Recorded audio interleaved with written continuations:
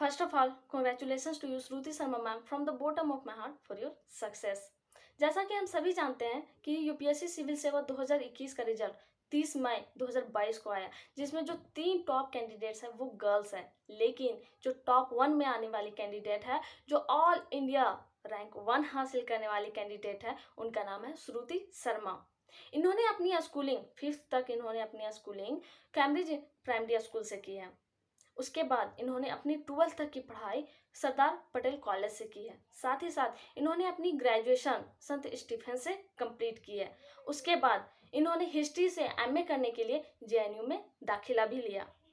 ये तो हुआ brief biography about Shruti Sharma ma'am, उनके बारे में थोड़ा कुछ जाने। लेकिन अब जानेंगे कि उनका ये सक्सेस का सीक्रेट क्या है, उन्होंने टॉप 1 में कैसे स्थान पाया, उनका स्ट्रैटेजी क्या था, वो कितने देर पढ़ते थे, कैसे पढ़ते थे, पढ़ने का तरीका क्या था, आखिर उन्होंने इतनी बड़ी सफलता कैसे हासिल की। तो चलिए उन्हीं के ज़बानी सुनते हैं। चलिए देखते हैं उनका इंटरव्यू।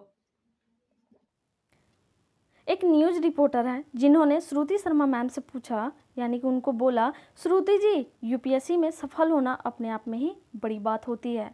यानी कि बोलते हैं, श्रुति जी, यूपीएससी में सफल होना अपने आप में ही बड़ी बात होती है। श्रुति ji, being successful in UPSC is a big deal in itself. Shruti ji, being successful in UPSC is a big deal in itself. Shruti ji reply करती हैं, हाँ, मुझे इस बात की बहुत खुशी है। हाँ, मुझे इस बात की बहुत खुशी है। Yes, I am very happy about this. Yes, I am very happy about this. Shruti ma'am reply करती है, yes, I am very happy about this. Next जो बोलती है श्रुति मैम, वो बोलती है, और मुझे पूरी तरह से विश्वास भी नहीं हो रहा है। यानी कि वो बोलती है इंटरव्यू में कि जो उन्होंने रैंक 1 हासिल किया है, उनको अभी भी सपना के जैसा लग रहा है, उनको अभी भी विश्वास नहीं हो रहा है। And I can't even believe it completely, और मुझे पूरी तरह से विश्वास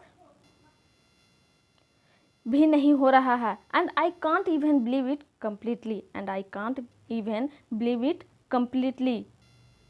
श्रुति मैम फिर से बोलती है कि मेरा यूपीएससी क्लियर हो चुका है। यानी कि उनको अभी भी बिलीव नहीं हो रहा है, उनको अभी भी विश्वास नहीं हो रहा है कि उनका यूपीएससी क्लियर हो चुका है, कि मेरा यूपीएससी क्लियर हो चुका है। That my UPSC has been cleared, that my UPSC has been cleared. Next जो बोलती है श्रुति मैम, वो बोलती है, मैं बहुत ही आभारी और शुक्रगुजार हूँ कि यह संभव हो पाया। मैं बहुत ही आभारी और शुक्रगुजार हूँ कि यह संभव हो पाया। I am very grateful and thankful that this has been possible. I am very grateful and thankful that this has been possible. Shruti ma'am बोलती है कि आई एम वेरी ग्रेटफुल, यानी कि ग्रेटफुल मतलब होता है आभारी, एंड थैंकफुल यानी कि शुक्रगुजार, that this has been possible. Next जो श्रुति मैम बताती हैं, बोलती हैं, आप उनसे क्वेश्चन पूछा जाता है, न्यूज़ रिपोर्टर है, वो पूछते हैं कि आपने अपनी पढ़ाई कहाँ कहाँ से की है। श्रुति मैम को क्वेश्चन पूछा जाता है न्यूज़ रिपोर्टर के द्वारा कि आपने अपनी पढ़ाई कहाँ कहाँ से की है। From where did you your studies, from where did you do your studies, from where did you do your studies, यानी कि आपने अपनी पढ़ाई कहाँ कहाँ से की है। From where did you do your studies. Next जो बताती हैं श्रुति मैम, वो रिप्लाई करती हैं कि मैं 5वीं तक दिल्ली में कैम्ब्रिज प्राइमरी स्कूल से की हूँ। आई have done 5th from Cambridge primary school इन दिल्ली। मैं 5वीं तक दिल्ली में कैम्ब्रिज प्राइमरी स्कूल से की हूँ। आई have done 5th from Cambridge primary school in Delhi. I have done 5th from Cambridge primary school in Delhi. Next जो बताती है श्रुति मैम, वो बताती हैं, मैंने अपनी 12वीं सरदार पटेल विद्यालय से की है। मैंने अपनी 12वीं सरदार पटेल विद्यालय से की है। I have done my 12th from Sardar Patel Vidyalaya. I have done my 12th from Sardar Patel Vidyalaya. मैंने अपनी 12वीं सरदार पटेल विद्यालय से किया है। I have done my 12th from Sardar Patel Vidyalaya. Next जो श्रुति मैम बोलती है, बताती हैं अपने स्टडीज़ के बारे में और फर्दर स्टडीज़ के बारे में कि उन्होंने ग्रेजुएशन कहाँ से किया है। वो बताती हैं कि और संत स्टीफेंस कॉलेज से ग्रेजुएशन की थी, और संत स्टीफेन कॉलेज से ग्रेजुएशन की थी, and graduated from Sant Stephen's College, and graduated from Sant Stephen's College, और संत स्टीफेन कॉलेज से ग्रेजुएशन की थी, and graduated from Sant Stephen's College. यानी कि 5th उन्होंने कैम्ब्रिज प्राइमरी स्कूल दिल्ली से की है। साथ ही साथ उन्होंने सरदार पटेल विद्यालय से 12th तक की पढ़ाई की, और उसके बाद जो फर्दर स्टडीज ग्रेजुएशन की है उन्होंने संत स्टीफेंस कॉलेज से की है। उसके बाद बताती है, उसके बाद JNU में MA हिस्ट्री में दाखिला लिया, MA हिस्ट्री में, ठीक है। तो after that enrolled for MA history in JNU। आपको पता ही होगा कि JNU कितना बड़ा यूनिवर्सिटी है। उसके बाद बताती है कि उसके बाद JNU में MA हिस्ट्री में दाखिला लिया। After that enrolled for MA history in JNU, and after that enrolled for MA history in JNU। और उसके बाद बताती है, और इसे जामिया से UPSC के मार्गदर्शन के लिए लिया, और इसे जामिया से UPSC के मार्गदर्शन के लिए लिया, and took it from Jamia for UPSC guidance, and took it from Jamia for UPSC guidance. And एक चीज़ और बताती हूँ गाइस, जब आप अगर UGC नेट का अगर प्रिपरेशन करते हैं या फिर और भी सिविल सेवा का, तो जो JNU का सिलेबस है वो काफ़ी हद तक हेल्पफुल होता है। तो ये आप दिमाग में रखें और उसका भी आप प्रैक्टिस करें। तो ये बताती है, और इसे जामिया से UPSC के मार्गदर्शन के लिए लिया, and took it from Jamia for UPSC guidance. Next जो बताती है, दिल्ली स्कूल ऑफ इकोनॉमिक्स से मैं अपना MA सोशियोलॉजी से भी कर रही थी। यानी कि इन्होंने इनरोल्ड कराया हिस्ट्री से JNU के लिए, लेकिन दिल्ली स्कूल ऑफ इकोनॉमिक्स से उन्होंने अपना MA सोशियोलॉजी भी कर रही थी। तो बताती है, I was also doing my MA sociology from Delhi school of economics, and I was also doing my MA sociology from Delhi school of economics. Delhi school of economics से मैं अपना MA सोशियोलॉजी भी कर रही थी। I was also doing my MA sociology from Delhi school of economics. Next बताती है, या इनसे पूछा जाता है क्वेश्चन, न्यूज़ जो रिपोर्टर हैं वो पूछते हैं, यह आपका दूसरा प्रयास था ना? This was your second attempt wasn't it? This was your second attempt wasn't it? यह आपका दूसरा प्रयास था ना? This was your second attempt wasn't it?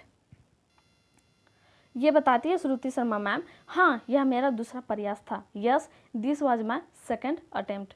Yes this was my second attempt. इन्होंने फर्स्ट अटेम्प्ट में नहीं सफलता हासिल किया, तो सेकेंड अटेम्प्ट में इन्होंने सफलता हासिल कर लिया, वो भी फर्स्ट रैंक के साथ में।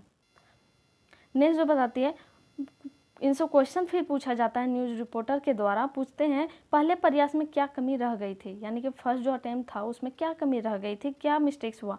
What was missing in the first attempt? What was missing in the first attempt? पहले प्रयास में क्या कमी रह गई थी। What was missing in the first attempt? ये बताती है फॉर्म भरने में कुछ गलती हो गई थी। श्रुति मैम बताती है कि फॉर्म भरने में कुछ गलती हो गई थी। There was some mistake in filling the form. There was some mistake in filling the form. Form भरने में कुछ गलती हो गई थी। There was some mistake in filling the form. Next वो बताती है, मेरा मीडियम इंग्लिश के बजाय हिंदी हो गया था। यानी कि जब फॉर्म भर रही थी श्रुति मैम, तो उस टाइम उनका जो इंग्लिश मीडियम सेलेक्ट करना था उसके जगह में उनका हिंदी मीडियम हो गया था। यानी कि my medium became Hindi instead of English. Instead का मतलब होता है के बजाय, यानी कि के बदले। My medium became Hindi instead of English. My medium became Hindi instead of English. और बताती हैं फिर से कि जिसके कारण मुझे अपने मेंस की परीक्षा में लिखनी पड़ी थी, यानी उनकी परीक्षा हिंदी में लिखनी पड़ी थी, जिसके कारण मुझे अपने मेंस की परीक्षा हिंदी में लिखनी पड़ी थी। Due to which I had to write my mains exam in Hindi. Due to which I had to write my mains exam in Hindi, जिसके कारण मुझे अपने मेंस की परीक्षा हिंदी में लिखनी पड़ी थी। Due to which I had to write my mains exam in Hindi. Next जो बताती है कि उनका आखिर फर्स्ट में जो अटेम्प्ट किए थे उसमें सफलता क्यों नहीं मिलता है। बताती है फिर से, जिससे 1 नंबर के कारण, यानी कि जिससे 1 नंबर के लिए मेरा इंटरव्यू क्लियर नहीं हो पाया, जिससे 1 नंबर के लिए मेरा इंटरव्यू क्लियर नहीं हो पाया। Due to which my interview for 1 number was not cleared. Due to which my interview for 1 number was not cleared, जिससे 1 नंबर के लिए मेरा इंटरव्यू क्लियर नहीं हो पाया। Due to which my interview for 1 number was not cleared. Toppers के नज़रिए से आप अपने आने वाले उम्मीदवारों को क्या कहना चाहेंगे। इनको न्यूज़ रिपोर्टर जो है वो पूछते हैं क्वेश्चन कि आप टॉपर्स के नज़रिए के द्वारा, यानी कि टॉपर्स के नज़रिए से आप बताइए कि आप आने वाले उम्मीदवारों को क्या बोलना चाहेंगे, यानी कि क्या कहना चाहेंगे। What would you like to tell the upcoming candidates from the point of view of the toppers. What would you like to tell the upcoming candidates from the point of view of the toppers? Toppers के नज़रिए से आप आने वाले उम्मीदवारों को क्या कहना चाहेंगे। What would you like to tell the upcoming candidates from the point of view of the toppers?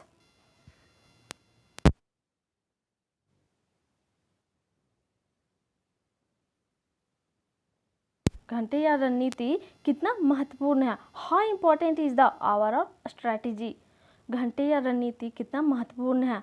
How important is the hour of strategy. How important is the hour और स्ट्रैटेजी। श्रुति मैम बोलती है घंटे महत्वपूर्ण नहीं है, घंटे महत्वपूर्ण नहीं है बल्कि पढ़ाई महत्वपूर्ण है। घंटे महत्वपूर्ण नहीं है बल्कि पढ़ाई महत्वपूर्ण है। Hours are not important but studies are important.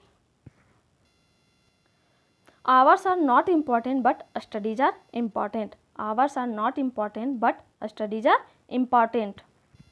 Next बताती हैं जो घंटे पढ़ रहे हैं उसमें पढ़ाई की गुणवत्ता होनी चाहिए। श्रुति मैम बताती है कि आप जितना भी टाइम पढ़ते हैं 5 घंटा 6 घंटा, उसमें पढ़ाई जो होता है क्वालिटी वाला स्टडी होना चाहिए।